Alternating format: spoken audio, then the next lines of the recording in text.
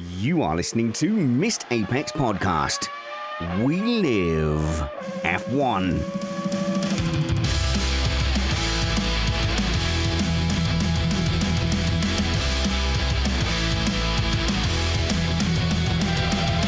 Welcome to Missed Apex Podcast. I'm your host, Richard Reddy, but my friends call me Spanners. So, let's be friends. It's deep into the summer break. I'm refreshed from a trip down to Cornwall. I hope you're enjoying the summer as well. And it's the summer break, so we don't have to concern ourselves, if we don't want to, with the championship and championship stakes, because we're answering your questions. But if you are interested in some title maths, here we go. If Max Verstappen takes the full 26 points available in the next 3 events and Perez was to fail to score, then Verstappen will require an 8th place finish in Japan to clinch the title with 6 events left, tying that record with Michael Schumacher, who in 2001 also secured the title with 6 races to go. But we can take a break from all of that. Let's kick off by answering your mailbag questions. So if everything goes wrong, if the content's rubbish, be rest assured that it's all your fault. Because we're an independent podcast produced in the podcasting shed with the kind permission of our better halves. We aim to bring you a race review before your Monday morning commute. We might be wrong, but we're first.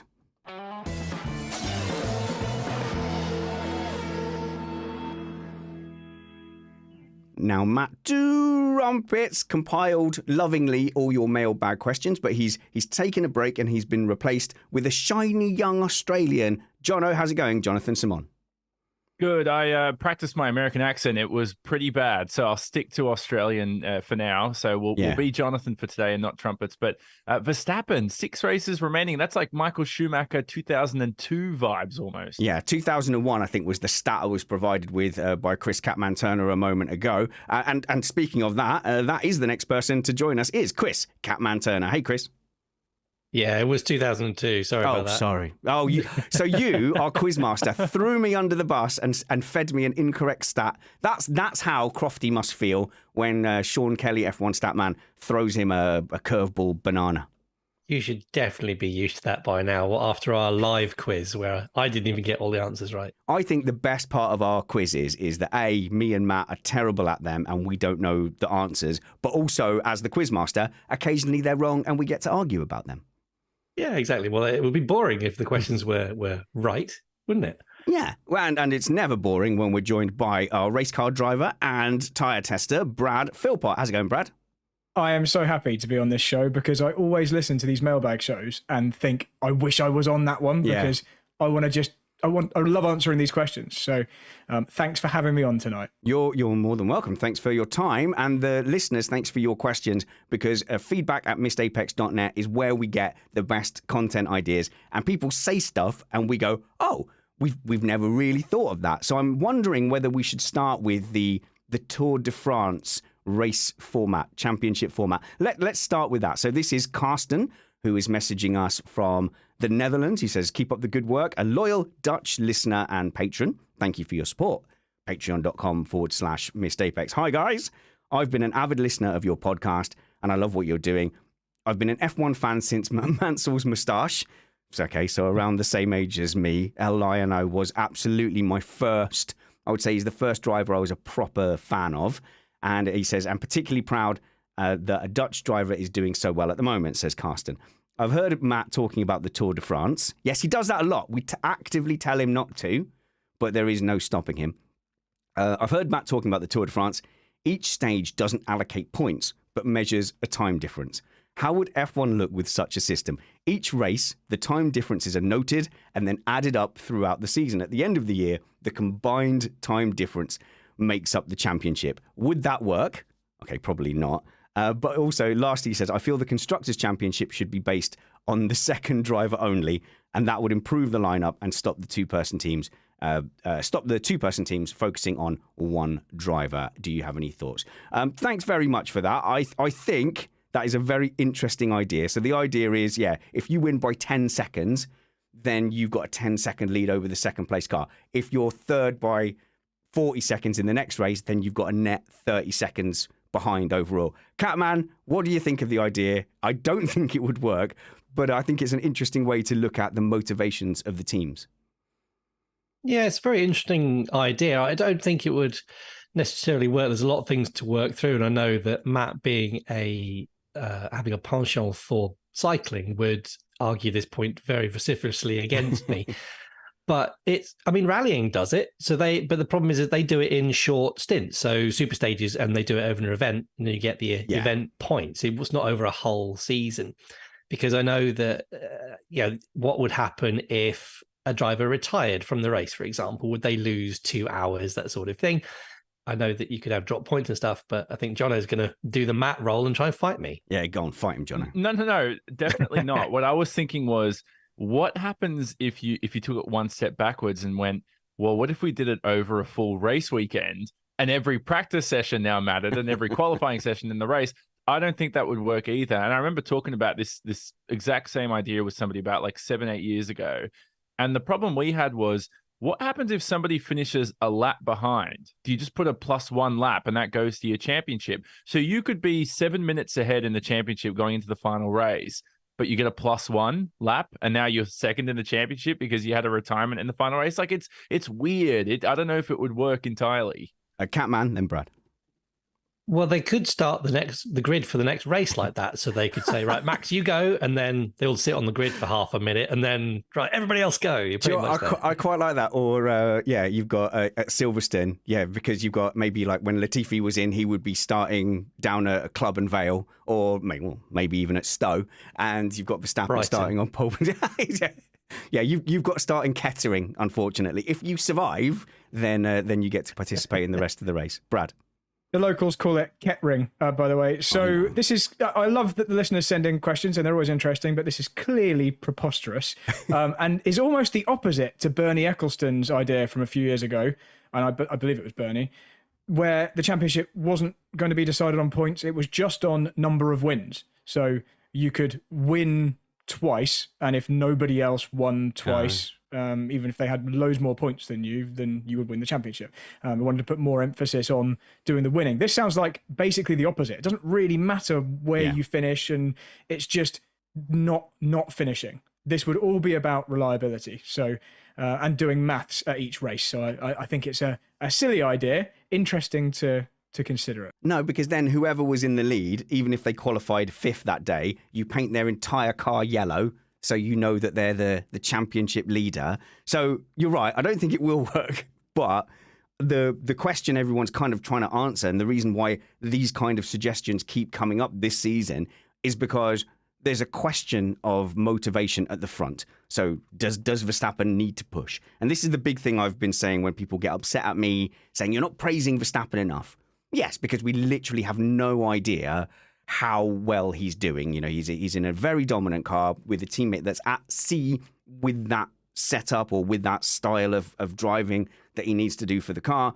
So he could do in every race, he could be half a second a lap faster or half a second a lap slower, and he'd probably still win the race. So they say, well, why didn't you praise Verstappen? Because I don't know how well he did. And then at the other end of the grid, you have to wonder, is there really a motivation for Sauber and Alfa Romeo to gain one place? And that's the problem, Jono, is that, we don't know how hard teams are pushing. It could be that you've got 20 cars out there and there's only 10 that are flat out. Yeah, and that is a problem. And it's a problem we've had in Formula One the last, however many X number of years. Oh, yeah, it's not new. I think the solution is what we're doing now in terms of the cost cap and bringing people together, and people naturally just need to push. We don't have to change the format as it is and the way we determine a world champion by time difference and all this kind of stuff. So right now, it's I think what we're in the direction we're going is pretty good. It's not the end of the world to think of ideas like this, and it's not the first time somebody's thought of this. What Brad was talking about before, for some context, was this medal format. It was kind of like the Olympics, where you win gold, you have like 7 race wins. Oh, but what happens if you both have 7? Well, it's based on your silvers now. How many second places do you have? And it was as like 2008, 2009 that they were like Bernie Ecclestone was thinking of putting that in. So we've thought about this before. I've never thought about this for the Drivers' Championship, the Carsten's idea here. I've thought about this in the past for the Constructors' Championship, because let's be honest, and this will sort of segue into Carsten's second question. Who cares about the Constructors' Championship? Nobody's cared about that for 20 years. Yeah. And This time difference measure, I think, is only good enough to do for the constructors if we were going to implement an idea like this. Chris. So, yeah, I agree with you. And actually, I did look into Carsten's suggestion with the 22 and 21 championships, as if it was just a second driver, how would that have affected it? So the problem with the point system we have at the moment is that it's very heavily top weighted. So if you have two diversely performing, shall we say, drivers at the back end, one of them scores points, one doesn't. So there's a much bigger kind of gap. So in 2022, the only team, so actually there was a big shift with Alfa Romeo, who actually finished sixth in the championship, but on their second driver, because it was Zhou only scored 6 points to Bottas's 49, they would have actually come ninth in the championship. So it would make a big sway at the back.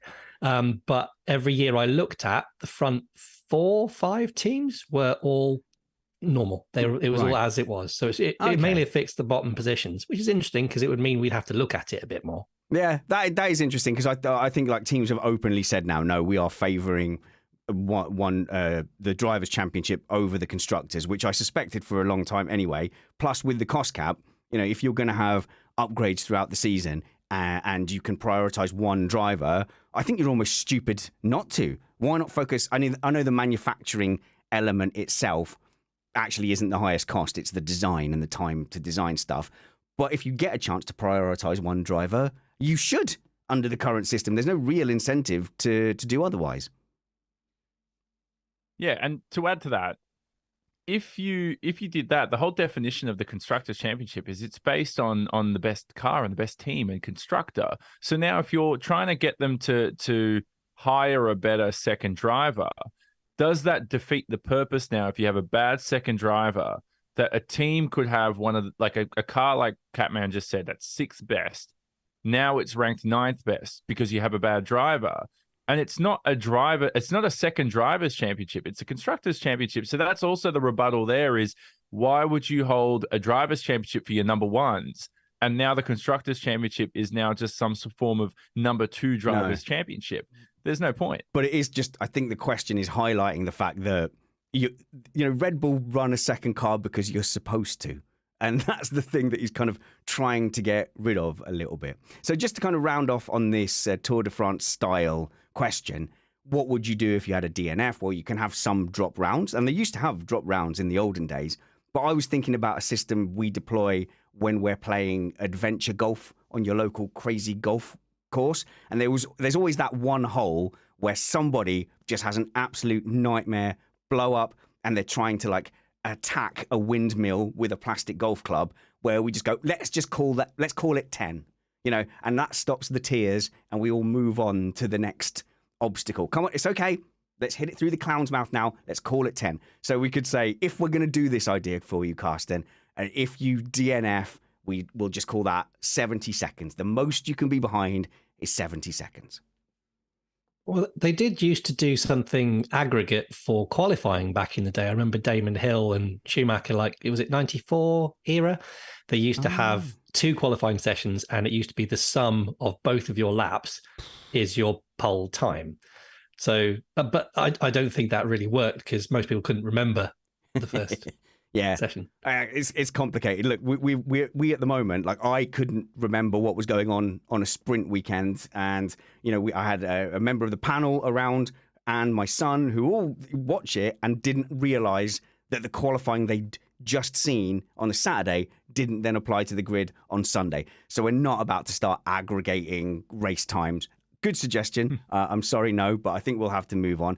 And coincidentally, we had a really similar a suggestion from Keys from the Netherlands, and I just want to read out this. First of all, thank you for providing us with amazing content. Thank you very much, Keys. I'm not very good at acknowledging when we get really lovely feedback like that because it kind of feels odd and I never quite feel like we deserve it. But whenever I read it, I promise you, it makes a difference. I love knowing what you think about the show. Feedback@missedapex.net. I'm just not always going to read it out. And to Spanners, thank you for the way you have been handling your attitude towards Max lately. You'll probably get a lot of strongly worded emails from Dutch people.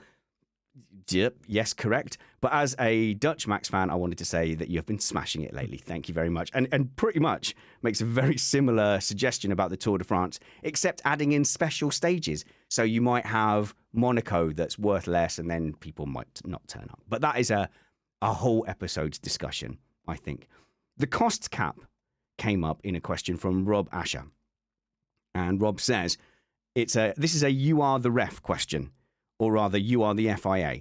How do you punish budget cap breaches in future, given how well Red Bull are doing this year? Whether they deserve to be winning in 2023 or not, the optics are not good.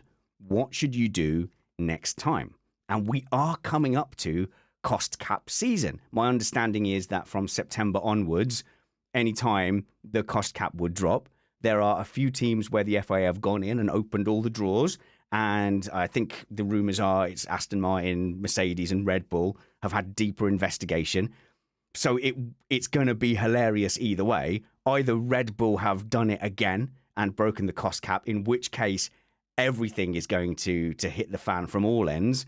Or I think even the most funny would be if Mercedes are the ones that broke the cost cap. And then what are the Mercedes and Hamilton fanboys like me going to do? Are we going to stick to our principles? Or are we going to flip-flop? Because I tell you what, Brad, if it turns out Mercedes have broken the cost cap, I'm going to flip-flop and be saying things like, oh, it's only a minor breach. No one cares. It was only vol-au-vents. So there's a couple of ways you can look at this, obviously. And one is to say, well, last time Red Bull got a slap on the wrist because it was a first offence and we were feeling out the regulations and, it was easy to get things wrong. The tax was incorrectly allocated or whatever. And you could say, but now we're going to take it seriously because you've all had a chance to see what, that we're going to be strict on this. But then you could also argue it from the opposite position, which is, well, hang on, why did that one team, why did they get a first offence that was lenient? And if my team breaks the cost cap rules, we suddenly get a stronger punishment. And I can see both sides of that. I can totally see teams watching Red Bull overspend for whatever reason. And again, we've gone over this ad infinitum in regards to catering budget or whatever the money was spent on. It's all part of a pool of money that you're allowed to spend. And it doesn't really matter what you say put you over the edge. You've gone over the edge. I can see other teams saying, you know what, let's just go for it. Because Red Bull, that first offence that they've done, if they got an advantage from that, that's a bigger advantage than someone doing it this year because they got that advantage baked in for the full rule set. So it's easy to argue that actually doing it in the first year is, you get a bigger benefit, so you should get a bigger penalty.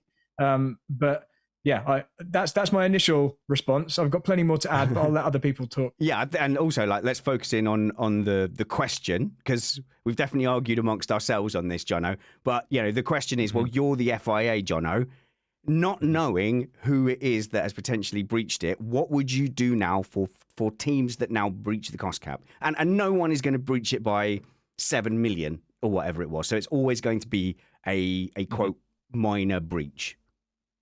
To keep it ambiguous or broad, punish heavily is what I would do. And the reason is because momentum is such a big thing when it comes to car development and team development. Look at Mercedes going into the turbo hybrid era in 2014. They started that years ahead, had the momentum, and it was tough to catch them up. It took them about 7 years for somebody to win a championship. Now, in this situation, if Red Bull have breached the cost cap in 2021, and they are allowed to be punished by a very small amount, they almost benefit more from the momentum they've carried from that year to winning that year, to winning the next year, to winning this year, to potentially winning again in 2024.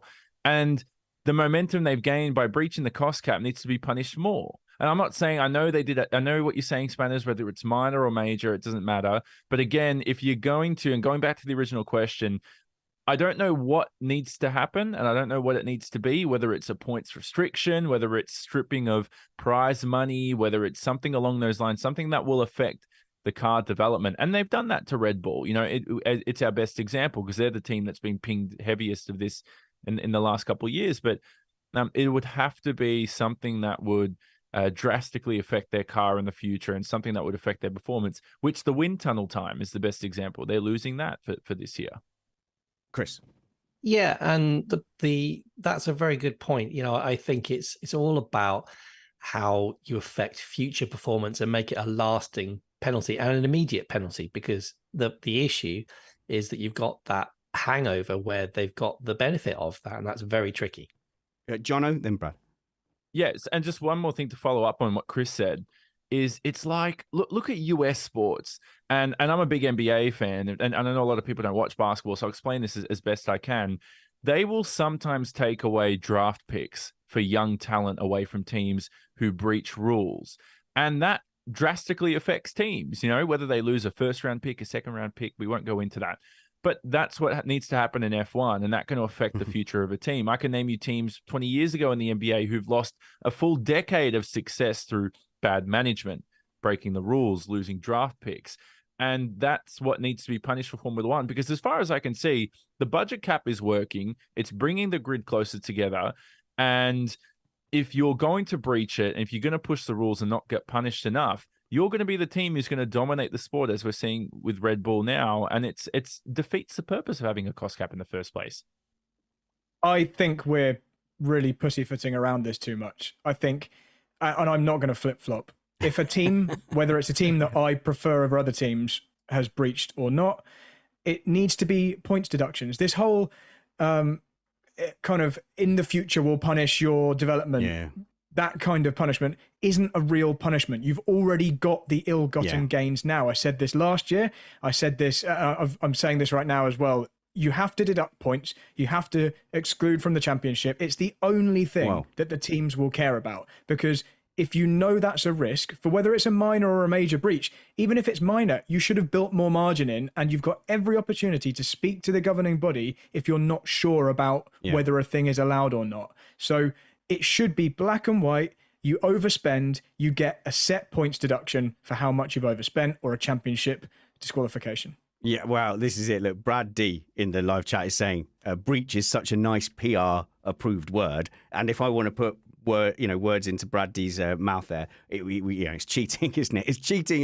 It's financial doping. If you were breaching a technical regulation and you were caught, that would be cheating if you had a bendy wing. And look, we're not clutching at pearls here, Catman. We know that teams will push the envelope, but the crime is getting caught, isn't it? And like, if you breach the cost cap, you've breached it on purpose, or you're really bad at counting. Or you're really bad at countering the number of Olivons. No, it's definitely got to have teeth. And I think the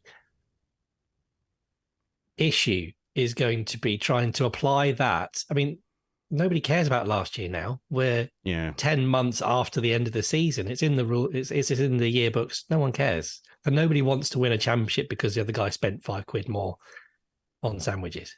But you always have to say, okay, let's look at Red Bull 2021. Okay, so we all have emotions about 2021. So if you spent £400,000, was that what it was that Red Bull breached it by? And I've bored people to death with this.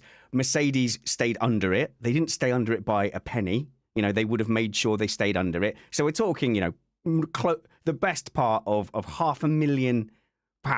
Like, tell me that didn't make a difference in 2021.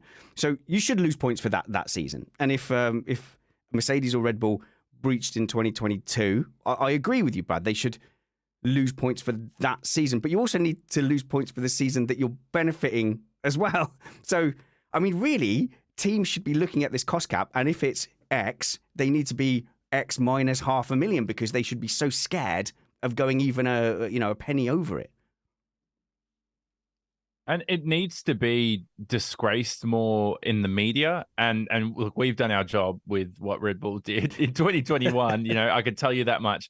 But that's also part of it too. Because if you've gone, they've only exceeded by £4 for an extra sandwich.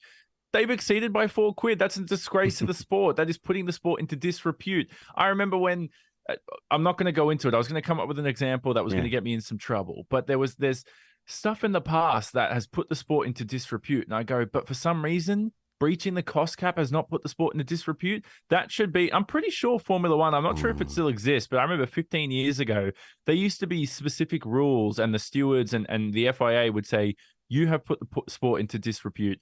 What happened to that? Whatever happened to that? I want to know if that still exists. I reckon Mercedes have gone over. I reckon they got to 2022 and they just went, you know what, sod it. We've got a bad car anyway. You can't do anything worse to us. We've seen that there was a slap on the wrist in 2021. I wouldn't be surprised at all if they went in a bit laissez-faire. And we have had a comment here, probably from people who know more about accounting than us. So Maria saying accounting and accounting rules can have a lot of interpretation in them. And if the cost cap rules do have so many holes that you could drive a bus through them, then that's the fault of the FIA. It should be clearer. And if there are giant holes in it, then you need to, fill those holes. Because we did have a question, say, from Gabe, who says, how in the world does the cost cap actually work? And the short answer is none of us know.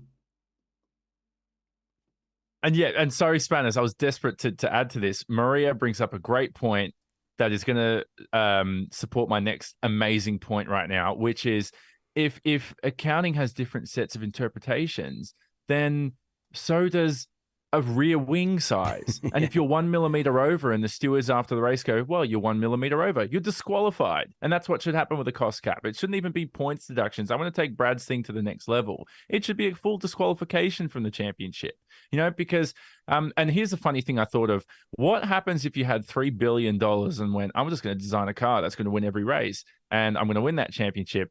And I'm only going to get a points deduction, but I'm still going to win the championship by 400 points. Obviously, in that situation, you heavily disqualify a team from a championship. But if it's a minor deduction, it's a minor. If it's a minor breach, it's a minor breach. Same way a rear wing's a millimeter over, disqualification. Absolutely. I think it was 0.9 millimeters, wasn't it? Anyway, I thought it was 0.2 for Hamilton in Brazil 21. There you go. But yeah, so I was just having a read, and it's actually 5% of, if you exceed by 5% of the budget of 145 million, that's a disqualification level event. So there is some amount of minor and major, but as you say, I don't think no one's going to go 7 million. Can design a car which can do so many amazing things, and the drivers can, go within millimeters of walls. They could certainly get a good accountant that could count within pounds. I would think so. And Paddy's comment in the live chat is, how does it actually work? It does not. And let's be honest, the cost cap is a little bit of a mess. And I know Red Bull are the focus of it, but let's not forget that the reason the cost cap probably came in the first place was because Mercedes came in with an unprecedented financial and staffing advantage. So other teams were in the region of 1 to 400. Mercedes came in with over 1,000 staff, and they came in as a fully fledged engineering firm focused on aerodynamic and car development. So they dominated the sport from 2016 to till 2020, using that financial leverage, being able to pour money into the engine and hitting the ground running in an engine formula. And I don't remember any time in F1 where the engine has been so important, and they came in with a huge advantage. And a lot of that is down to their financial and engineering clout. And that set in motion a period of domination that, if you weren't a Lewis Hamilton or Mercedes fan, was particularly grating. And something had to be done. Something needed to be done. I'm all for domination in a sport, and I'm a Hamilton fan, so I enjoyed it.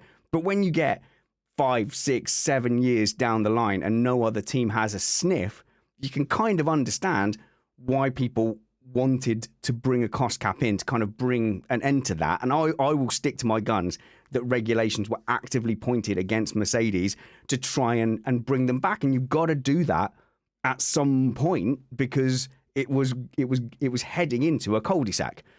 But the cost cap regulations as they are a little bit of a mess. They're far too fuzzy. They did the job already. We nerfed Mercedes, and now what it's actually doing is stopping any team catching Red Bull. So what we've done is we've done what Australia did. They were overrun with kangaroos, so they brought in lions. And now everywhere you go in Australia, there's just lions everywhere. And they're talking about bringing in polar bears to eat the lions.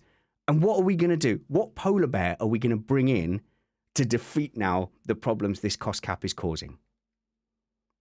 The problem is, unfortunately, is that they've done exactly the opposite. I think it was this week or last week, Williams wanted to spend more of their capital expenditure budget on upgrading their facilities because James Vowles went there from Mercedes and went, this is like working out of a shed. So they decided they said, well, could we maybe get a wind tunnel or CFD or something rather than just drawing it on Post-it notes? But they took it to the rest of the team. On chalk. They've just got a sand pit and they've got a stick and they're just doing their aero on the sand pit. Making out Play-Doh models. But the problem was the other teams went, well, if they get a better wind tunnel, then I want a better wind tunnel and I want this and I want that. So then eventually it all just spiraled and they said, no one's getting anything. So now it's baked in so that Mercedes have their amazing facilities, Red Bull have their amazing facilities, and everybody else has to stay in their box. So it's going to stay like this for a long time as far as I'm concerned. I've got a feeling that the cost cap, I bet privately, they're already saying, yeah, cost cap's not a great idea. But you can't just go, right, bin it. There will be a face-saving period and a phasing out and a backing away. Okay, driver question. I'm going to throw this one straight out to Brad. Wade Crawford says, really looking forward to the mailbag. I've enjoyed this show for a long time. Thank you, Wade. I wanted to pitch a question this time around. It's a question I've kicked around and I'm struggling to come up with a good answer. Well, don't worry, Wade. I've got Brad queued up for you. Hypothetically, let's say Lewis calls it quits tomorrow. Who gets a shot in that potentially championship winning seat? Brad, who do you put into that 44 car? So I think Mercedes are not a team that goes for a number one driver and then deliberately goes for a number two driver. Yeah, I think you're right. Bottas ended up that way. Rosberg certainly wasn't treated as a number two, even though ultimately, on balance, he came out second over the years. He was against Hamilton. And Russell, again, isn't treated like a number two. So I think Mercedes value this, having two bullets in the chamber. And so I think they would go for someone strong. And my immediate response is someone who is clearly not super happy where they are, probably doesn't have a real prospect of ever winning the championship where they are, and that's Charles Leclerc. So I think he's the right kind of character to go to Mercedes, and I think he would do well in that environment. So that's my first submission. Well, I was going to say, just to push back slightly, I mean, we could say who do we think we should get it, no rules, or who do we realistically think would get it? I don't think it's confirmed, but the rumours are that Leclerc has signed a new multi-year deal. Yeah, but I don't care. I still think he's a realistic prospect because, well, I mean, I could be completely wrong, obviously, but he's the one that has seemed unhappy where he is. And if he has signed a new multi-year deal, maybe that's just because there was no immediate prospect of going somewhere any better. But as you're in this hypothetical situation, we're saying that there is a space. And I think in that hypothetical situation, he wouldn't then sign the deal. All right, then. So Leclerc goes to Mercedes. Does he? And I think that there's a better chance of Mercedes ever having a title shot than Ferrari, because Ferrari will just find a way. They might start strong. They might flatter to deceive. But Ferrari's probably never winning a driver title ever again. Mm-hmm. Yeah. Email me, feedback@mistakeeffects.net. Mercedes might well win another driver title. So how does he do against Russell then, Brad? This is really interesting because obviously Russell's been strong against Hamilton, but less so this year. So I don't think you can say anything conclusively from that other than it's finely balanced, and whether or not a particular car or situation is suiting you at this current time. When you've got two very, very good drivers, that is enough to tip the balance. I think Leclerc... I mean, this is completely just, I'm pulling this out of thin air, but this is just my opinion. I think Leclerc is probably a more naturally gifted driver than Russell. And I think the turbulent nature of Ferrari contributes to some of his inconsistency in terms of performance and mistakes and that kind of thing. And I think being at a team which is generally like a kind of stable ship, like Mercedes, might iron out some of those things that we see as erratic from Leclerc. And I think that would then allow his natural gift to shine through. And the kind of only reason I'm saying this about Leclerc is I think Russell is really good, by the way. So this is not a slight on Russell. I think Russell is a driver who has got to where he is in terms of his ability through determination, hard work, really looking into it and improving himself, whereas I think it maybe comes slightly more natural to Leclerc. And this comes from talking to people that I know who knew Russell during his karting time, who have said to me, Russell's clearly brilliant, but he didn't set the world alight in his junior days until he got into a single-seater, in good teams, and then clearly did the job. And I think, and I'm going to have to go and look at this, I think if you look back at Leclerc's like junior career, karting time, it was a bit more glittering than Russell's. So that's what I'm basing it on. Okay, hang on. And I know the others are dying to get in, but when you talk about, Russell's progressive approach and putting the work in, recently he's been the one complaining about sprint weekends and parc fermé after FP1. And you kind of think, maybe Russell is the kind of driver who would want those 3 full practice sessions, whereas you think Verstappen, Hamilton, Alonso, they would be happy to go, now we'll just do qualifying straight off the bat and let's just see, who gets it immediately. Whereas Russell might not want that. And hard work is a superpower. Well, goodness knows it's all I've got in my career. So, I'd rather have a work ethic than talent most of the time. But Jono, if we stay on Leclerc for just a second, that would be a juicy prospect. That would definitely be one of the top lineups.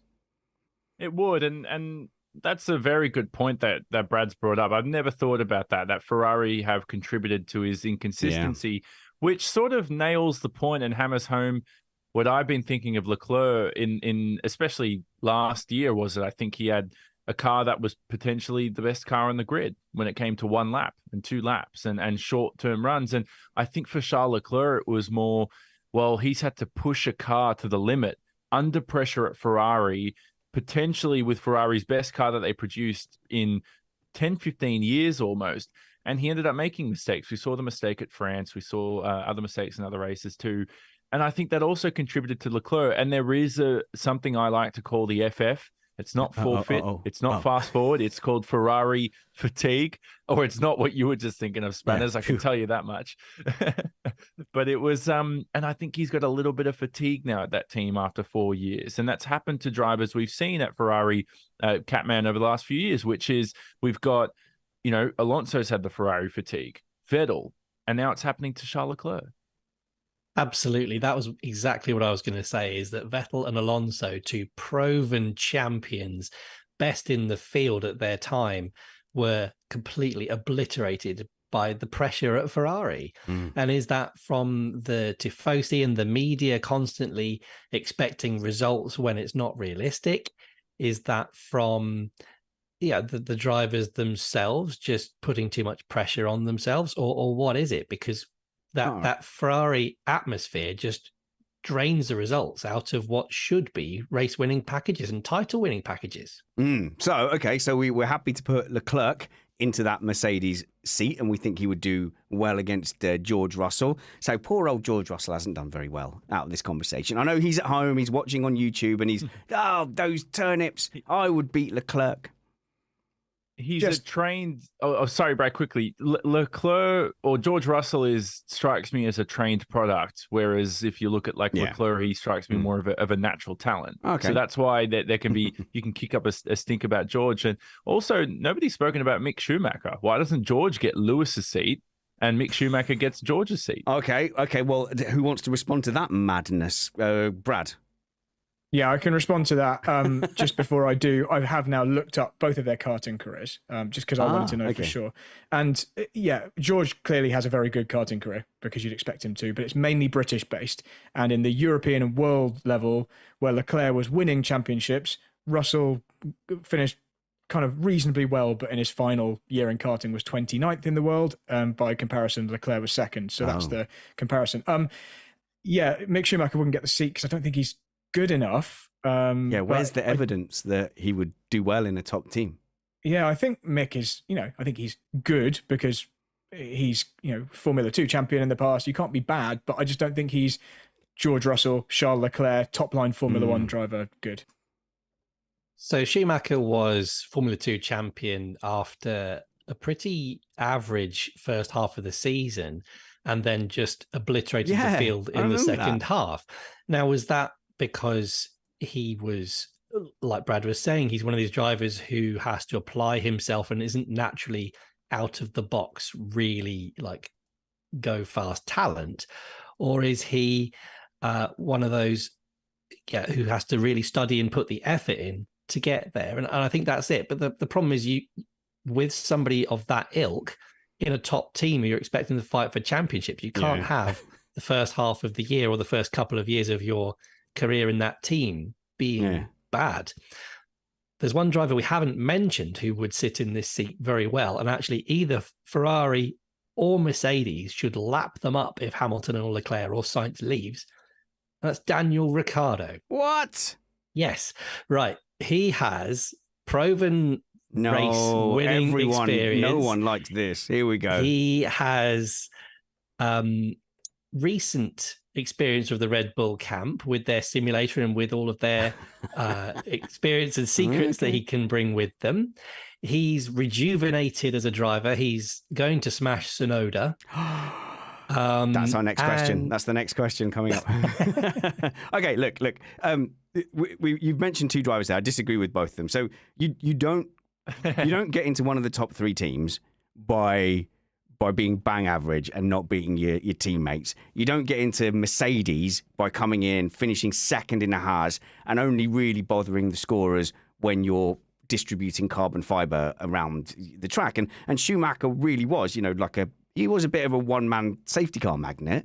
And so as good as he might have been, he didn't show it. So the best case scenario for a driver who's had a bad rookie season and doesn't get his seat renewed would be to come in at the back of the grid, maybe be able to pay his way into a buy-in seat and have another go. No way Schumacher has done enough to get into one of the top three teams. And so the next sort of tier behind that is your Alpine and your McLaren seats or your Aston Martin seats. Would he have done enough to get into those? Not even. So he's out of the picture completely for me. Now, Ricciardo, that is an interesting one because Ricciardo has proved himself enough that I think any team below that top three, if there was a seat available, would go and pay him a fee because he comes with so much charisma, PR stuff. He can do a job. He's going to be fine. But does anyone really think that Ricciardo now goes into that Mercedes seat, establishes himself as the number one, and then takes the fight to Max Verstappen? Jono? The way I see this question from Wade is more Lewis calls it quits. George takes Lewis's seat. Who gets the second seat? That's the way I've been. Mercedes don't do that. Exactly. Oh, okay. So you're both looking at this, Catman, as okay. So Ricciardo's going to be an out-and-out number two and be happy with it. I wouldn't say be happy with it, but it would be useful. The Mercedes have for years, when he joined Williams, even before then, saying that George is the next big thing. He's the Lewis replacement. So they've already got Lewis's replacement in the stable.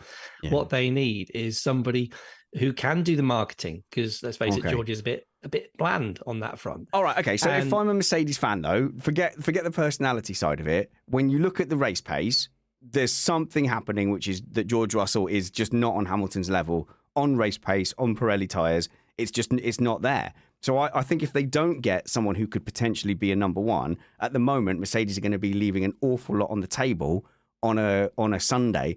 I'm surprised no one has mentioned, I think this will make this the last one before we move on, Lando Norris as a potential replacement. Brad, you've always been a big Lando Norris advocate. Yeah, I think he's good enough to go there. I just don't think he would go there. Oh. I'm not saying he'd say no.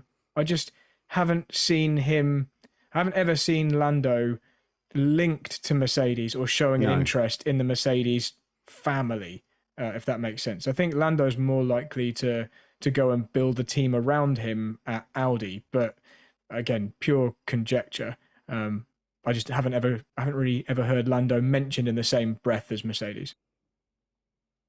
This is something we've never seen. Is I think George Russell, Lando Norris, Alex Albon. I'm probably forgetting a few other drivers. This whole friendship group of young drivers coming in. No one's ever competed against the other. That would be interesting to see. What would that do to the relationship? Would it bring up a Lewis Nico 2016 relationship? Do you know what? I've never said this before, I don't think, on the podcast, but it really annoys me how good friends is it. That's that group before, isn't it? Like Lando Norris, George Russell, Alex Albon. Who else is part of that Rat Pack? You know, Verstappen. You know, they all just seem to get on like really well. And a lot of the time, it's like watching, I don't know, like a stag do or a school trip, and it irritates me how well they get on. So I'm with you, Jono. Let's pit them all against each other. Let's create some feud because, obviously it's probably nice and emotionally healthy that they all get on. But it's not like the olden days, is it, Catman? It's not like none of them are throwing helmets at each other. Bring back Maldonado, bit of drama, bit of excitement. Okay, then let's move on from that. These have been some great questions, and we always love getting your feedback. We put them into a special folder in our email tray. So even if you were to email me a question tomorrow, we would still put that in and consider it for the next mailbag question. All right, let's look through our mailbag and see who's coming up next. Okay, this is probably a good one for Brad as well, from Corey Shender. I'm a new American F1 fan. That's okay, Corey. We like American fans and we like new fans too. Still learning about the different qualities that drivers can bring. How much do teams consider driving styles when signing a new driver? For example, it's been mentioned many times that Red Bull's developing in Max's favour, and that maybe that's to the detriment of Perez. So shouldn't Red Bull want their second driver to have a similar driving style to Max so that their development throughout the season is more a benefit to both drivers? I know, Brad, you've covered a bit of this before, but is it a bit of a myth that cars can suit a certain driver style or be developed towards a certain driver? I don't think it's a myth. I think it's overblown. And you're right. We've covered this before. I'll try not to be too in-depth or boring. But when you think about a Formula One car or a Formula One team, both cars in the team are supposedly identical within reason. Setup can be adjusted, but you can't deviate too far from the ideal because you'll just be slower. So there is a theoretical best setup for every car, and all Formula One cars are built to relatively strict regulation sets, and they're all going to require a pretty similar style to get the best out of them. And when you're talking about driving style between different racing categories, between GT cars and Formula One cars, or rally or whatever, yes, there's wildly varying styles. And then the more you get into a specialist type of series, like Formula One is obviously extremely specialist, there's a particular style which is going to work best to get the most out of those cars. If you zoom into an even more granular level, yes, there are going to be slight differences in driver preferences, I'd say. It might be a better way of saying it rather than style. And I don't think teams care too much about them as long as the driver can extract the performance and be fast enough. And I think by the time you find those really small differences between drivers, they're already in the team and they've spent a long time. And obviously there's things you can see in simulation if they spend a long time in the simulator before they get chosen. But I definitely think driving style, where we say, I don't know, Alonso really likes loads of understeer and Hamilton loves loads of oversteer or whatever, I think that's definitely overblown. And I think generally, if you gave them a car which was capable of being fast within reason, they're going to do a very similar thing. And I've said this loads of times. I think you'd probably struggle if you painted all the cars the same color and they were all the same shape and you just watched each driver on board. I think you'd really, really struggle to notice any tangible difference to the way they're making inputs, or unless you're looking at data and literally overlaying the data and zooming in and seeing exactly how much brake pressure a certain driver was using at a different phase of a corner. But yeah, hopefully that answers that in some way. Well, I have a follow-up to that, Brad, which is you look at Red Bull, and I don't think any driver that they could hire has a similar driving style to Max Verstappen, because what I've noticed is these drivers who are next-level generational talents, they all seem to like a car, and excuse me if I'm wrong, Brad, and this is why I'm asking you, they all seem to like a car that is extremely oversteery and the rear end drives like a go-kart. And when these drivers come in, like Alex Albon, Pierre Gasly, Sergio Perez, they can't drive a car like that suits Max Verstappen. That Lewis Hamilton back in, even in 07, Lewis Hamilton was driving cars like that. I always compare Lewis's and Max's early career driving styles to be similar. So if Red Bull, for example, in this question from Corey, they're not considering a driving style similar to Max at all in terms of what their car development is. And I think that's because that's not so much a driving style as a driving ability. Max is just able to cope with the car in a guise in which it is capable to extract more lap time. That's not to say anything derogatory about the driving skills of those other drivers, but Max is clearly operating on a higher level. I maybe it's just the way I'm referring to this, and maybe this is semantics, but I wouldn't consider that Perez's style is different or Albon's style is different so much as Max is just able to drive a car which is in a faster state, and that involves that particular car operating with a little bit more oversteer. Because the way you describe it is Max likes loads of oversteer. He definitely doesn't. Like, no one, oversteer is a handling imbalance and it's a negative. Yeah. He just likes a tiny bit more than those other drivers we're talking about. And when we discuss it loads, it makes it sound like he likes it really oversteery and they like it completely the opposite. It's really like small fractions that they're sensing, but we probably wouldn't see from the outside. Which is what I'm trying to say, Brad, is what is stable for Max is extreme oversteer for anybody else in a sense. You know what I mean? That's what I'm trying to say here. One of the biggest red flags I've personally seen with a driver who I think has no talent is when they go, how are you half a second quicker than me? I can't drive your setup. What's going on there? And I go, well, that's probably because you're not good. You know, that's generally the outlay I come out with something like that. Catman. I was going to say it's really easy to be smooth when you're slow. Like, I'm much smoother than Brad, I'm sure. Well, I'm not, but I keep getting that. The champ or the former champion, Danny Henney, in our iRacing series, go and check us out on Missed Apex Motorsport. Yeah, you got a really smooth style. I'm like, yeah, because I'm being pretty careful. I'm a 42-year-old dad. But yeah, we're in the same zone, Chris.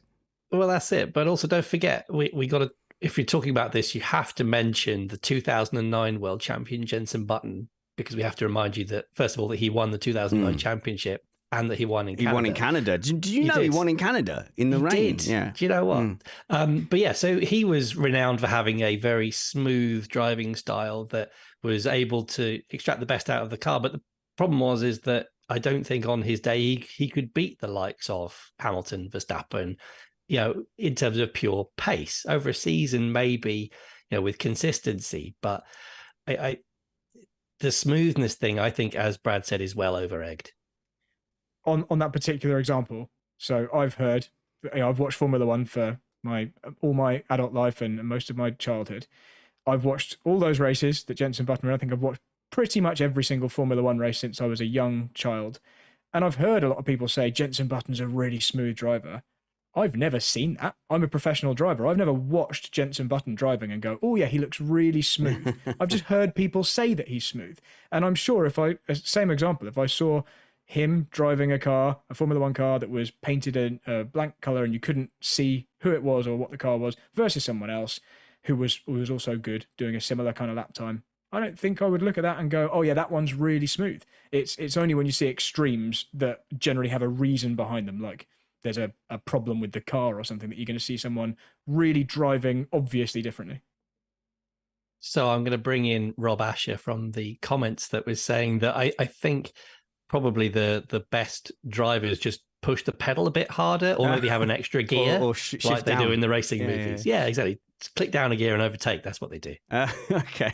I tell you what, we're going to end on, we've got 2 questions and we've got a bit of time. So there's no rush. And I want to play out with some music from 12 Gauge Outrage, who is from a patron, Michael, but they're a very well-established band in Ireland. And I want you to go and check out their new EP. But we have got time for these 2 questions. So, Mike, who I am going to guess is relatively new to F1, says, hi, Spanners and friends from the American Southwest. I don't know what towns are in the Southwest of America.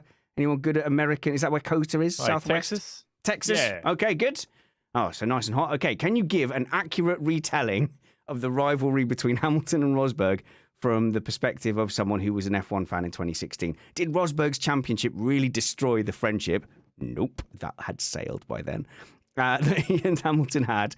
Was the Spanish Grand Prix the flashpoint, or were there other noteworthy events between the two Mercedes drivers? I think, Catman, we could definitely do this more justice over time, but it's amazing how far away that now seems, because Hamilton's had since the Verstappen rivalry, the Vettel rivalry, the sort of uncontested years where he had to just churn through and beat Bottas. So it feels like a long, long time ago. But at the time, extreme Mercedes domination, 2014, 2015, 2016, F1 was all about Hamilton, Rosberg, their childhood friendship in tatters very quickly after Hamilton's 2013 move to Mercedes. Yeah, it was incredible drama. And I really miss Rosberg for that drama. It was incredible. So to make it seem even further away, a few things. So this 2016 was the year that Verstappen was promoted to Red Bull and he won his first ever race. So that's how long ago in that Barcelona, was. yeah. Yeah. Ricardo did his first ever shoey on a podium. Gross. No one should ever. It's gross. Shut up. It's gross, Jono. No, I was saying, no, it is gross. I do agree. I was saying, was it 2016 it is for shoey? Yeah. I thought it was earlier than that. Yeah, no, it was 2016. We also welcomed Baku for the first time. Oh, well done, Baku. Yeah, and the Liberty deal was signed in 2016. So, yeah, it was a long time ago. Yeah, and the thing is that F1 was defined by those two kind of going at it, and so the question from Mike is focusing in on 2016. Like the damage was definitely done by then. 2013 was the season where it was they look at this picture of them riding bicycles, shirtless together, frolicking with the water sprinklers. They're such good. This is going to be brilliant. They're such good friends. And the first cracks appeared really in Malaysia, 2013, when they had their shiny new signing Lewis Hamilton, and they basically didn't let Rosberg race him. And they very clearly wanted Hamilton to get that podium to seal the decision that they did the right thing bringing him in. And it just started to creak from there. Yeah, I think all of these friendships are great until you put, your career, your millions of pounds, your reputation on the line. And all of a sudden, the people who have that cutting edge, that real drive, will then just cast their friends asunder. So Pete just said, I'm not sure Lewis and Nico ever got on. Maybe not in F1, but didn't they have this history of Lewis and Rosberg, Lewis and Nico going to karting events together? They shared motorhomes and they traveled together. They did the circuit together. Yeah, it was a fantastic relationship when they were in karting, when nothing was on the line. And have you ever seen them back in 2008 as when they were both fairly new to Formula One at the time? And they were hugging on podiums, or they're on the same podium together in Australia. I remember that year, and they had some great friendships. And it even spanned as late to the last time I ever saw the two really get along. And this is my last memory of the two ever looking like they were friends, was in Bahrain 2014. And it was the first time when those two drivers had an amazing on-track battle for the lead and for the win, which Lewis ended up winning the race. And you had Nico Rosberg come after the race and fake punch Lewis, and they had a play fight, in the little Parc Ferme area. And that was good. That was fun and lighthearted. And then after that, that was the last time we ever saw them ever look like they were friends. That is worth watching. That's worth going back and watching that race because, wildly from memory, I think that was a 2-stop.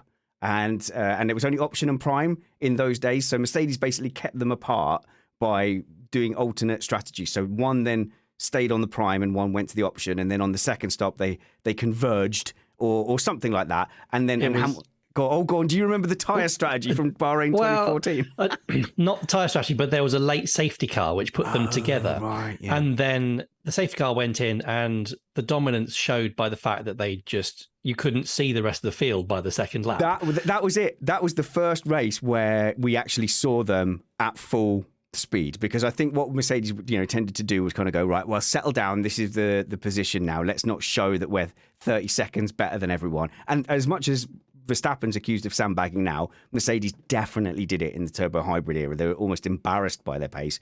But yeah, that was an example of them being able to fly off. And Lewis Hamilton did a mega chop across the front of Rosberg. Yeah, that might have been the beginning of it, Brad, looking back.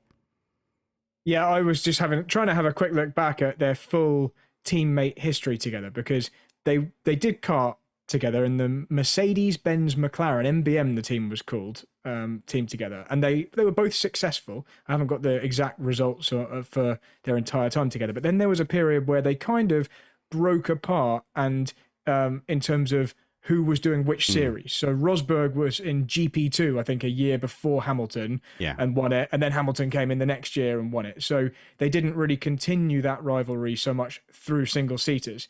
So it was kind of put on hold until that kind of... And Rosberg got into F1 first, didn't he, with Williams, I think? Yeah. Jono. Which was interesting, actually. I was just about to mention that, is that Lewis Hamilton had a test with Williams BMW in 2004, and he was gunned for that drive. Lewis never came into the sport until he was 22. You know, if you think about it, that is quite old these days. Wow. You know, knowing Max Verstappen came in at I think his first test was 16, race driver 17. So a big difference. But yeah, going back to what Brad said, is that their junior career was shared a lot together. Just for context, for somebody who might not know the background between these two, their dads and Lewis and Nico used to hang out all the time. Obviously, Nico's dad, Keke Rosberg, F1 champion, and they used to drive to races and karting races together. So they got a lot of history. And it's not the first time Lewis Hamilton's had a relationship sort of destroyed in going into F1 and into adulthood. I remember when Adrian Sutil expected him to back him up in court, and Lewis didn't show up, and that sort of that's a drama. God, that's going back some, isn't it? That's a drama. Yeah. Sorry I brought that up. No, that's it. Well, for legal reasons, I guess I'm gonna brush past all of that. So 2014 was fairly amicable. But you remember that was double points, Abu Dhabi, double points, and Rosberg's gearbox failed. Although had it not been double points, Hamilton would have been already the champion by the time they got there. And then 2015, Hamilton starts really dominating on race pace. Rosberg gets an almost sarcastic qualifying trophy that he see. That I saw him. I remember him being awarded with it. I mean, him looking at it with scorn, like he'd lost the title, but he gets given this qualifying trophy. And then that's when you feel like the wheels start to come off. And then 2016 is ferocious. 2016, blatantly, the camps have completely split. It's out and out war in the Mercedes garage. Speaking of the camps being split, that was actually a feature of the winter of 2015 to 2016, because 5 of Hamilton's engineers, including his number one mechanic, swapped over from Hamilton's side to Rosberg's side. Hamilton really wasn't impressed with that. I think his words were, "You'll have to buy my book in 10 years' time to find out exactly what happened." Ooh, that's not long. 3 years. No, exactly. Yeah. I think it was more of a psychological effect for him than anything else. You know, I think anybody who gets into the engineering side of those teams is absolutely top of their game. But specifically over the winter, when you're meant to be preparing for a new season, you know, a lot of these guys are very... You know, they have to be everything exactly in its place. That would be a massive shift. And if, you know, Rosberg's sitting there going, "Great, I've just got the last couple of years champions, mechanics, and people with how he works, his secrets, you know, then I can push with this." And Lewis is taking a step back, going, well, now I've lost everything, and you know, who's this other guy? I work with him, but he's not, you know, my guy. You know, I think that would make a big step for him, and he lost the first 4 races. You know, that was the period where Rosberg had that streak of 7 race wins. So, you know, was that contributing to it? Quite possibly. And Mike's second part to his question was the Spanish Grand Prix, and he's talking about 2016 here, which was Max Verstappen's first race for Red Bull at the time. The 2 Mercedes teammates of Hamilton and Rosberg clashed into each other on the opening lap, opened the door for Verstappen to take his first win in Formula One. He said, was that the flashpoint of the demise of their relationship, or were there other noteworthy events between the two? And there were. And I can't remember if it was it 2015 Monaco, or was it 2014, where Nico Rosberg had secured pole, and Lewis, to this day, you know, I'm not going to speak on Lewis's behalf, but believes that Nico deliberately drove off the track to cause the yellow flag, as many drivers have done in the past at Monaco, and that secured Rosberg's pole, and Lewis was very unhappy. And it was a gradual sort of there weren't any flash points or turning points, but it was a gradual sort of tension that built over the few years at Mercedes. Brad, I know you've got opinions about that Monaco qualifying. Yeah, I mean, we've definitely discussed that one before because it's just not even in question. It was 2014. Was that 2014, the Monaco? Oh, was it? It was 2014 or 15. One of 14, I just looked it up. It's 2014. Wow, okay. So yeah. I had a false memory that was 2016. I did. But anyway, yeah, that's not even in question. It's similar to the Perez Monaco thing. When you look at the drivers' actions, they either are not professional drivers or they deliberately did a thing, and there's no middle ground really. Yeah, so no, I think 2016 was the final chapter in that story for sure. But I think we will have to do a full kind of race by race breakdown of 2016. I already have the show notes written for that show. I've just never quite got around to it. I think either me, Matt, and Catman, or Mike Caulfield, who was working at Mercedes at the time, has already said that he might join us for a show as well. So if Mike can't make it, Catman, then we'll get you. Oh, thanks. Thanks. Can I be a fly on the wall, please? I think that sounds amazing. We'd rather have a Mercedes strategist, surely. But yeah. In fact, let's forget about Matt. He's not here. You, me, Mike Caulfield, and we'll do the 2016 breakdown. All right. Final question. I think this is really interesting, and this is from a Dutch-sounding name, but I don't want to make any assumptions. But Karsten de Hoven. I'm gonna just. Do you know what I'm gonna say from Holland? From the Netherlands. Okay, guys. What is the reason you guys don't fancy Red Bull? Honestly wondering where it comes from. Love your show. Peace. Question specifically aimed at Brad and Richard. So, I think, Brad, you've made no secret that you're not particularly a Red Bull fan. I used to be very much a fan of what Red Bull were doing. I got slightly annoyed by Vettel's dominance because we'd just suffered through the Schumacher years. I wasn't ready for another multiple German world champion yet at that point. But Red Bull were they were the fun young party team. Christian Horner, wasn't he the youngest team principal ever in Formula One?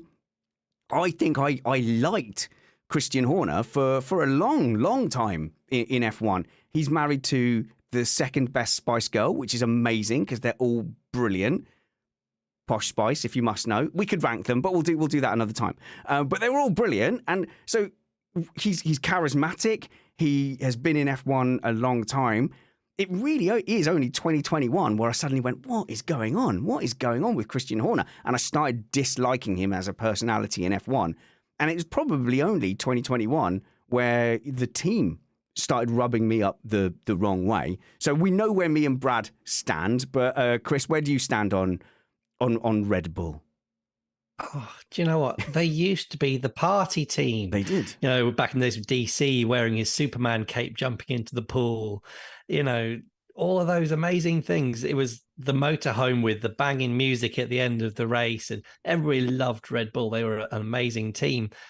And then it, as you said, it just started to spiral once they started to be, not even during the Vettel years, because they were still fun. They were still exciting back then.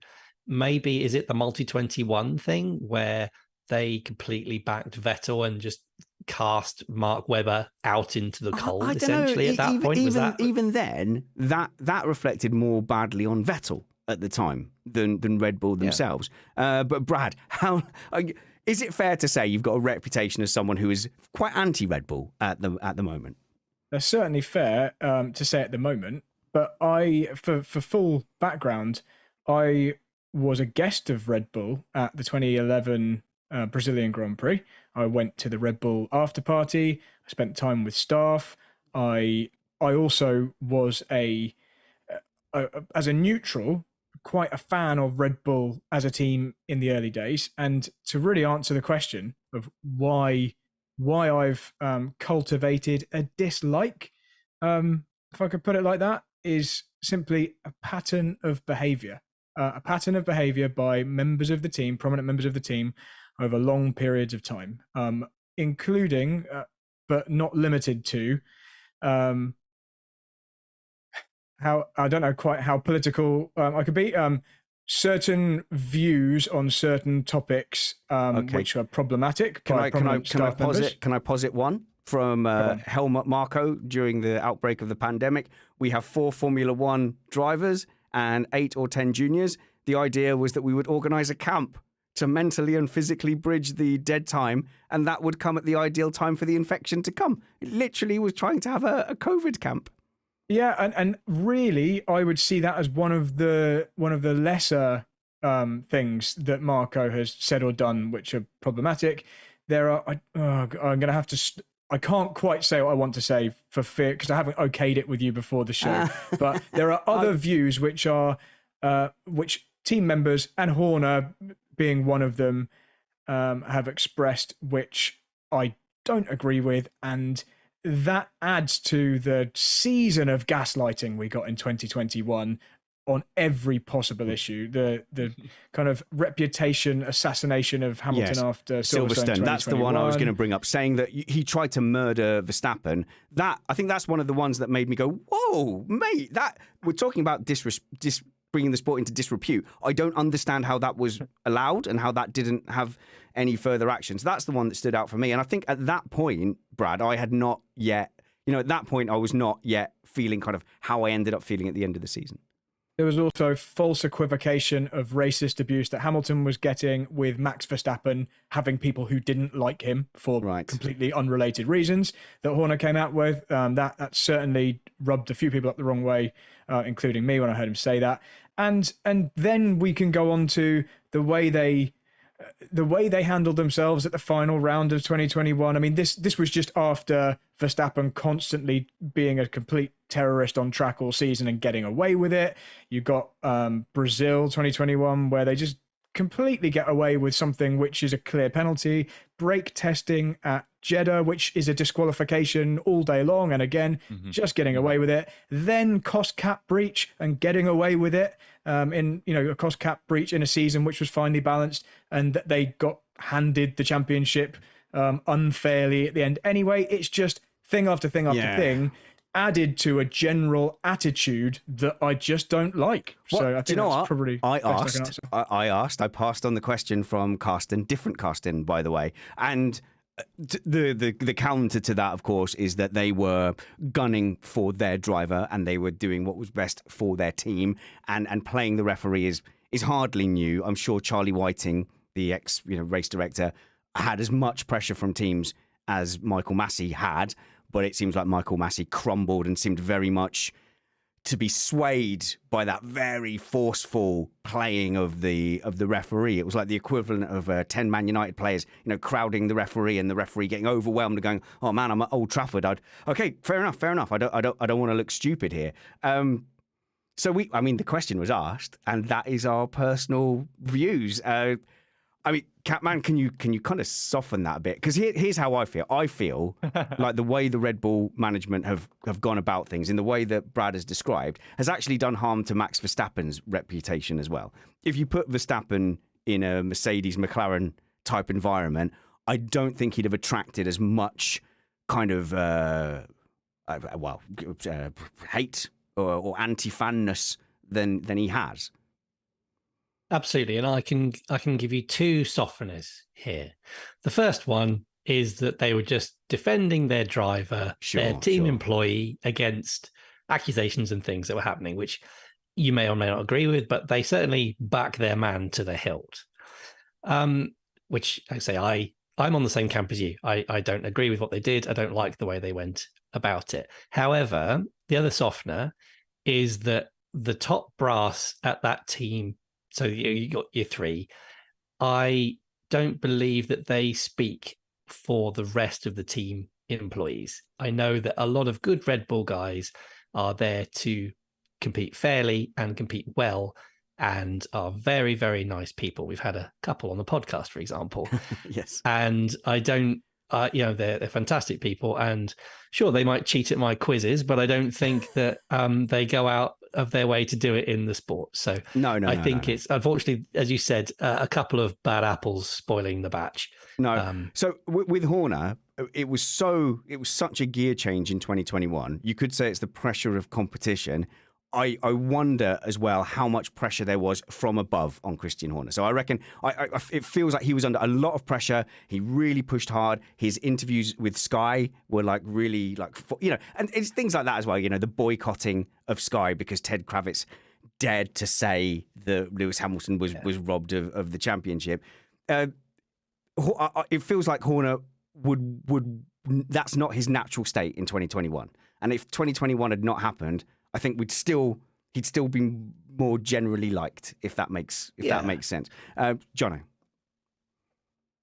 I was just going to agree with you. In Christian was at a point where I think he was a lot of people's favorite team manager or team principal, if I'm not mistaken, as even during the dominant phases of Sebastian Vettel. So the pressure is something that's interesting that I never thought about. And 2021 was such a tense year as well, because like you mentioned, they hadn't won anything since 2013. So it was almost a 10-year gap. And you're thinking, well, is Christian's job at risk? What's going on here? Adrian Newey, what's happened to him? Is he getting back involved with the team? So that sort of changed a lot and everything there. But for Red Bull, it was more like, to add to the point you guys said, and, to add to the softening of what Catman said, my conclusion is I miss 2021. Can we bring that back again? Can we relive that season somehow? Because that, to me, is something that it's nothing to do with the domination. It's nothing to do with anything they've done, but it's to do with what they're saying and the culture. And there's one more thing I want to add. It was going back just a little bit more, which was something you mentioned about it's not particularly Verstappen that people don't like or anything like that, but it's people create your culture. And if Verstappen comes in and Horner's acting a certain way and Helmut Marko talks this way, they all contribute to each other and they all contribute to sort of the culture they brought to how people view that team at the moment. So, look at Lewis Hamilton, and not to compare the two. These are the two rivals we try to compare. He's been a very fair person. He tries to be as fair as possible. Yeah, he doesn't come across the way he does in media, and he has a different reputation for it. Sort of waffling there a little bit, but you get my point. Look, and I think Brad and I also have to accept that as sports fans in 2021, we were cheering for Mercedes and Lewis Hamilton, and that's going to kind of influence that. But I do feel like if I was a Verstappen fan, I don't think that Mercedes did the same kind of things that would make you go, oh, rabble, rabble, rabble. Catman, you were shaking your head. Were you about to slam me down? Oh, no, I was just saying, and Jono was saying, let's bring back 2021. No, even before Abu Dhabi, I hated 2021. It had all it had all the potential of two different teams fighting for the title. The problem is that the racing wasn't good. Terrible. It was terrible. Because you couldn't have boundaries which you could respect. So you couldn't fight fairly. Bring back 2014, that race we were talking about earlier on the Bahrain duel in the desert. They fought hard, but they fought fair. Yeah. That was what it was. Yeah. And the problem is that the FIA or the governing body did not clamp down on poor fighting, which has led to be fair to us, has given us plenty of podcasts where we can debate the rules of racing. So no, and this is fine. It. I've said like the 2021. The racing wasn't good. It all just ended in somebody getting shoved off track, and the FIA never penalised it. The stewards never penalised it.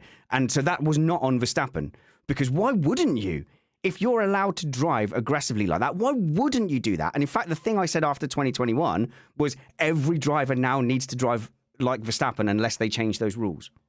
Exactly. We were begging for halfway through the season for Hamilton to shove Verstappen off and go, right, I've had enough of this. Yeah. And we did it before with Rosberg as well, because Hamilton used to do that, not quite as bad, but he used to do the maneuvering Rosberg off the track. And we used to say, as Hamilton fans even, we were saying, Rosberg, we want him to hold his ground. We want to see what happens if he holds his ground and just Hamilton drives into him.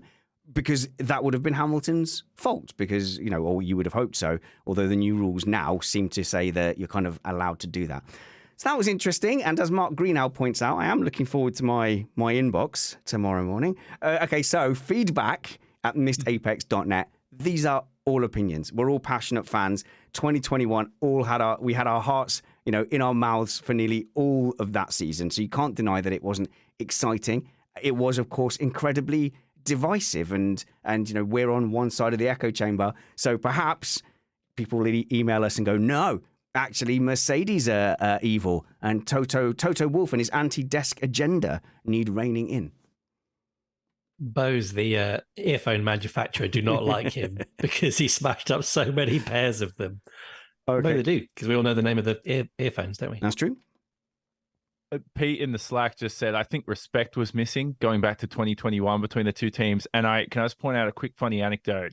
I think that that was one of the good parts about it, because it brought sort of people against each other, but it also brought the sport together, controversy and people competing. Yeah. I've commentated once. This is a true story. I've commentated on a 60-year-old plus racing series before, and the post-race interviews were so nice. I was sitting there going like, are you serious? Like, come on, can you guys like start blasting off each other a little bit? Yeah. You definitely wouldn't want to get to the point where you go, hey, Red Bull, you shouldn't compete or care. So, that is part and parcel of professional sport. I feel like doing a fluff topic so that we're not ending it on such an emotional point, but we have reached the natural end point. So I am just going to say, go and follow our panel at CatmanF1 on Twitter. Go and follow Brad. He's got a YouTube channel. I forget, Brad. Are you still being young and trendy? So it's Brad, or is it Bradley Philpott?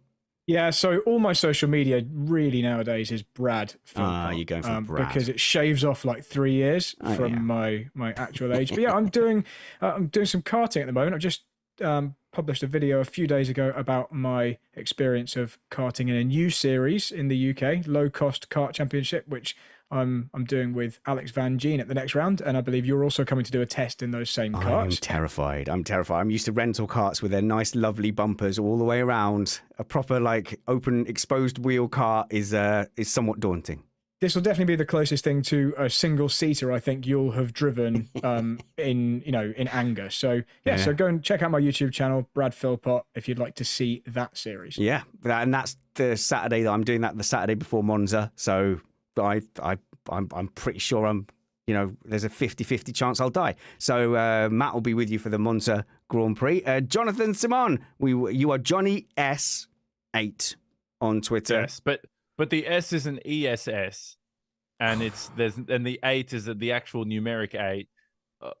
Let's not talk about that again. I'm on Twitter. I'm on Instagram. I'm on Threads. Yeah, is it called Twitter anymore? It's called X now. Yeah, X Twitter. X. Yeah, we're good. We're good. The same things. You could rebrand the Earth to Smudgeabo, and it's still Earth. That's how we think about it. You could give me a funny nickname, and I'm still Richard. But if you want to follow me at Spanners Ready on all the stuff, and follow Missed Apex on TikTok, Instagram, and YouTube. YouTube. Subscribe to the YouTube. We're putting up YouTube Shorts because I saw my kids were addicted to it. So I thought that I would put some YouTube Shorts up and try and jump onto their reel. So I'm basically going to ruin their fun on YouTube Shorts by having Dad pop up on it. Does that just mean you're going to be standing on a video YouTube in your shorts? Yeah, I'm pretty sure that's how it works, sure. Catman. And if you've got this far into all of that mailbag and debate, you might want to consider supporting us to keep this going. Patreon.com/Missed Apex. Now then, one of our patrons, Michael, is part of a fantastic heavy metal band called 12 Gauge Outrage, and I'd like to play you a couple of minutes of a song from their latest EP. So get ready to experience the electrifying energy of 12 Gauge Outrage, a talented metal band hailing from County Wexford, formed in Wexford. Catman, did we decide? County Wexford. Formed in 2012, the band has built a dedicated following on the modern metal scene. These are a proper gigging band. If you want to support local music and musicians that are actually out there grinding week in, week out in the pubs and clubs, then go out and check out their album. I'll put a link in the show notes. But this is a song called... Oh, my son picked it out and did the video for this, by the way. But I hope you enjoy it. It's super heavy. It's a band called Context, and it's super loud. I'm warning you, it's heavy metal. Bye. Work hard, be kind, have fun.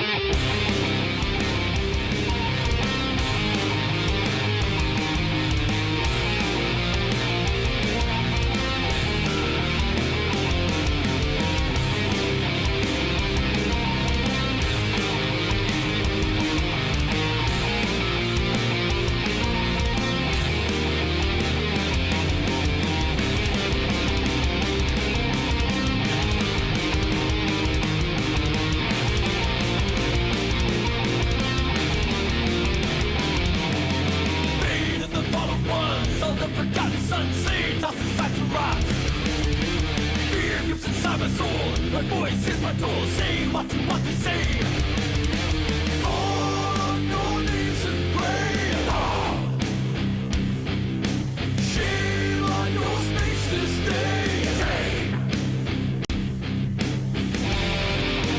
The EP is called Siren, and it's out now. 12 Gauge Outrage.